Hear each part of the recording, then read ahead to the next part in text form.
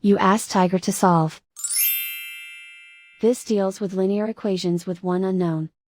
The final result is g equals 1. Let's solve it step by step. Group all g terms on the left side of the equation. Subtract 8g from both sides. Group like terms. Simplify the arithmetic. Group like terms. Simplify the arithmetic. Group all constants on the right side of the equation. Subtract 8 from both sides. Simplify the arithmetic.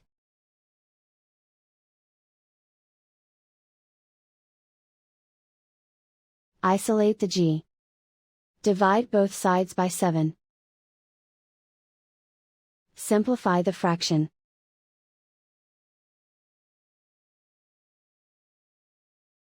And so the final result is g equals 1.